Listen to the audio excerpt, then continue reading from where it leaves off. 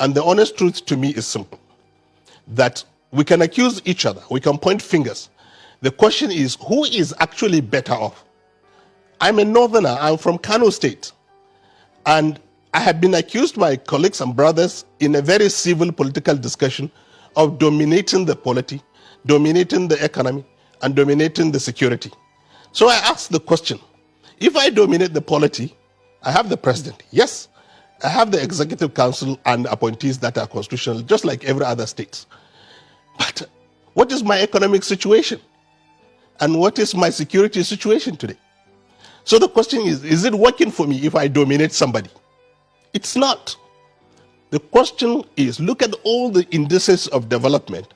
The North today is actually worse off. Security, education, prosperity, development, I don't know. What have you? The North is not very well positioned. In fact, other parts of the country that have been pushed off in opposition space have managed to organize themselves into a survival mode and come up with a credible economic and development model. So I will say to you that, look, I think this country needs to be reviewed, and I think need to be fairly and equitably structured. I've always advocated for what I call development federalism.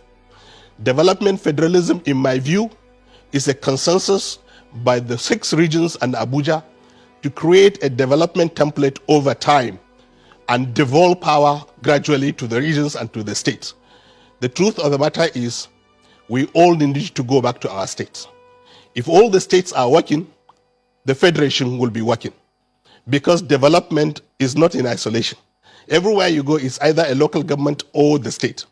So if you devolve power to the local government and to the states, and then create an economic investment template in the form of development federalism, which basically bring the potential of South-South to be an oil and gas hub in Africa, we will stop importing petroleum products. We will stop importing things that we should be exporting, and we will become net exporters of that product. The Southeast, we all know, are very ingenious people with technology, manufacturing, and trading. Please, let us invest heavily. Let us leverage on our resources to and raise the capital to invest heavily in manufacturing so that we don't import things from India. We don't import things from China. We import and we produce these things we need for agriculture and for our transportation and other industrial machinery in the East. It's doable. I've been to Newi, I've been to the industrial hub of Aba. I have seen what the East can do. We will be proud to say, made in Aba, produced in Aba, made in Nigeria. And we will all be proud citizens. And the economy of the East will be a net contributor to the center. The same thing with the Southwest. Southwest dominantly is a manufacturing and marine economy. Singapore is exactly like that. And therefore, if we develop the marine economy, the ports, and the manufacturing base of the Southwest, we will be net exporters of goods and services and service providers in marine. And therefore, the Southwest economy will become net contributor. If you take the 3 regions of the North, Central, East, and West, and you take the 3 countries of Cambodia, Thailand, and Vietnam, our economy is almost the same thing. So, and these countries are booming individually.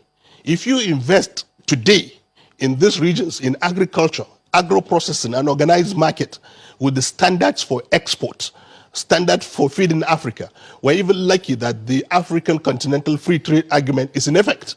We have the whole of African market to ourselves and the world.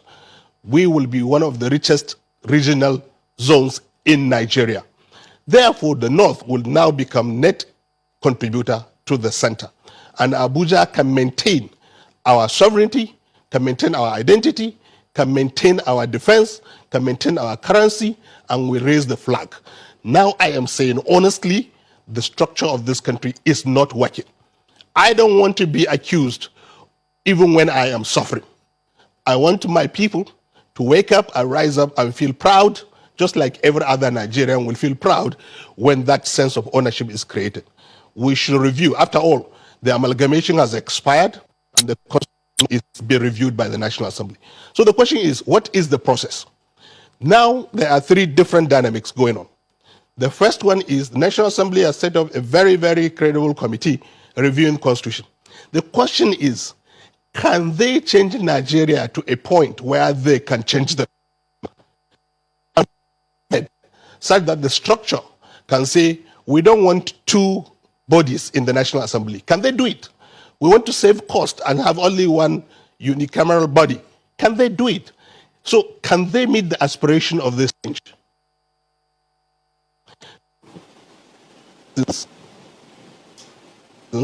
Waking up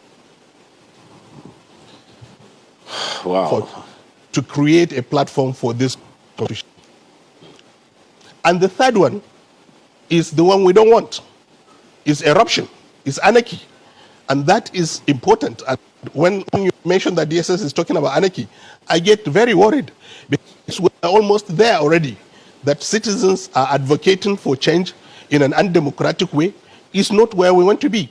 So the government of today should actually honestly review its position, and the National Assembly, as I said, with the political parties, both PDP and APC as the major parties and other parties, to sit down and say, how do we do this peacefully? We all love each other. We all are Nigerians. We all respect each other. At individual level, we all have friends across the whole country. And honestly, everybody wants to have a giant, functional, proud country called Nigeria in Africa. Not only Nigerians, the whole black are looking up to us to provide leadership.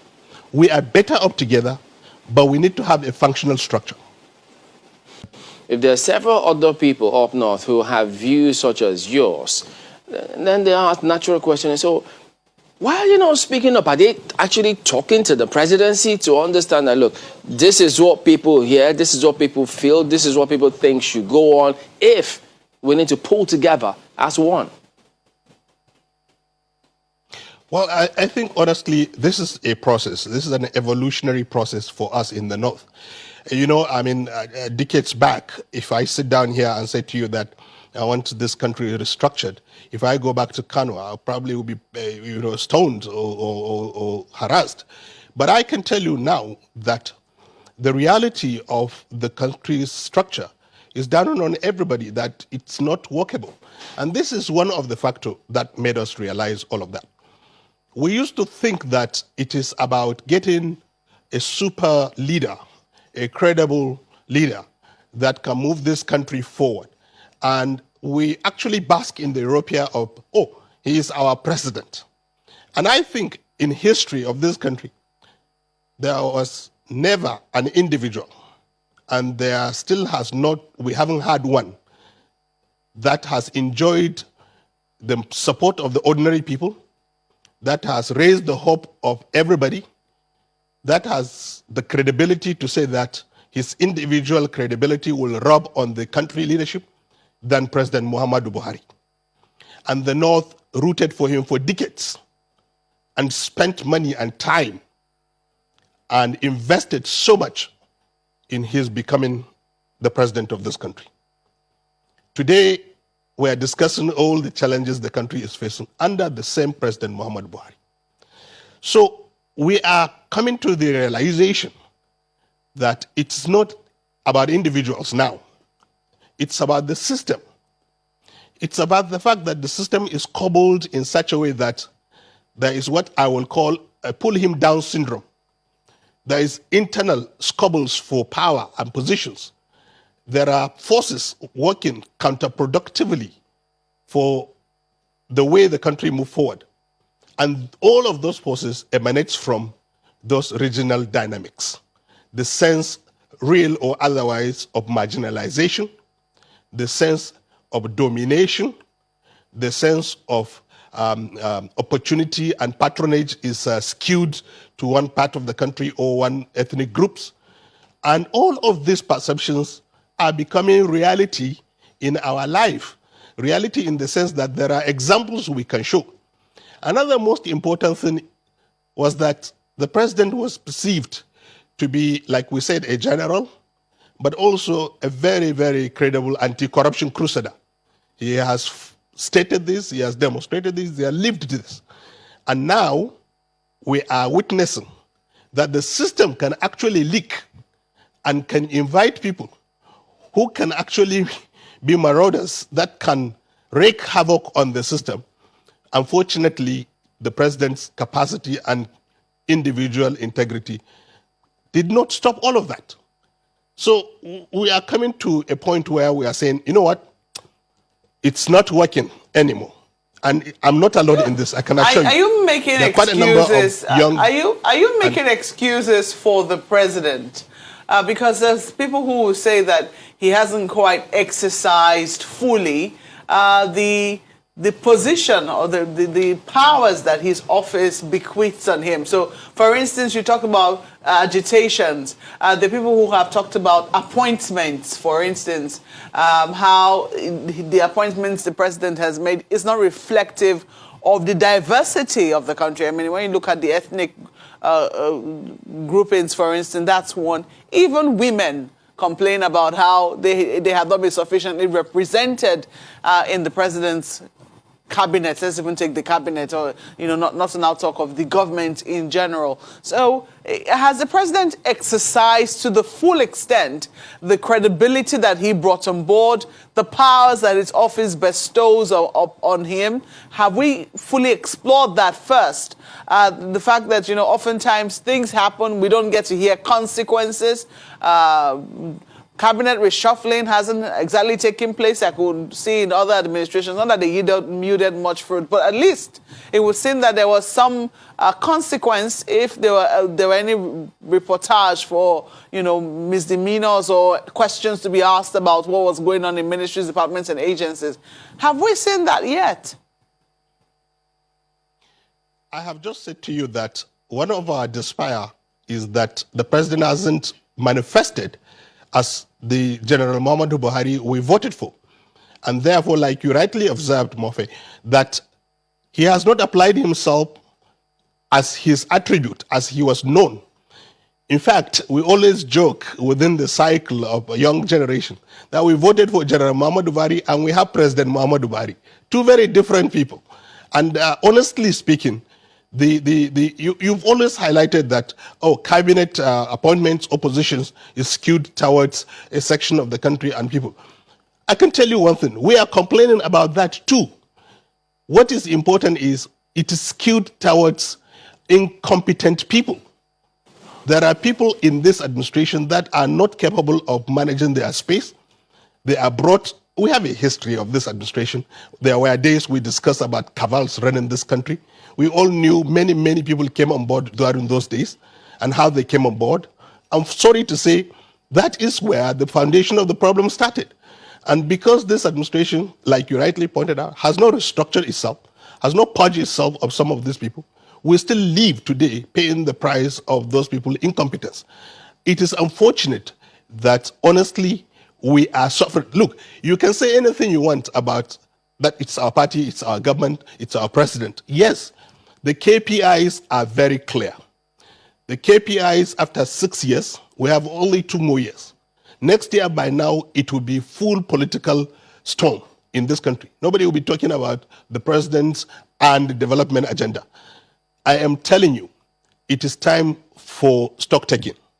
As a party and as a government, I will say that we have lost a golden opportunity to translate those personal attributes of Mr. President of anti-corruption, military experience, and his passion for the poor to lift people out of poverty, to secure the lives of people, and to fight corruption in this country.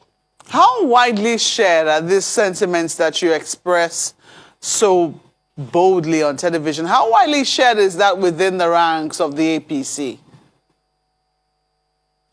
Oh, Mope, I want to tell you that I actually was relieved of my position as Commissioner of Works in Kano because of the same view.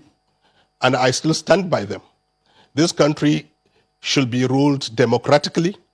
This country should be ruled equitably and justly. And competent people should be brought on board our administration so that we will not be in this situation we are discussing now. And I want to say something very important. As much as we keep talking about what Buhari should do, I want to let especially generations from my age downward know that these gentlemen have been around for 40 years. Nigeria has given them everything. most of the generations in power today were around 1999. So I will say this very clearly, another bold statement. I'm calling on young political generation, young Nigerians, to find a coordination platform, not to agitate for an anti-democratic changes, but to harness our energy towards a very credible democratic change. We will not and we should not succumb to the political machinations of these generations that has put us in this situation. We must find the platform at our local government level and at our state level to coordinate ourselves. We are greater in number, and democracy is about number. We should find a common ground, and we already have. And the common ground is simple: a functional, respected, and democratic Nigeria. We need that to happen, and the only way we can do that is to do 2 or 3 things. One, at our local government level, start organizing ourselves, women and youth, and take positions of party and contest. At state level, that is the most important part of this federation. We're doing our best in Kano to coordinate young people to create the necessary shift in the paradigm of power and the change we desire to see. In Nigeria, we need to apply ourselves properly so that we make a bid for the leadership of this country, even as other elders are also making a bid for it. There are only 2 outcomes. 1, we negotiate our space, or 2, we win the space. If we do this, we can change Nigeria. But before we do all of that, we have to agree on a one democratic, indivisible, restructured, functional, and respected nation.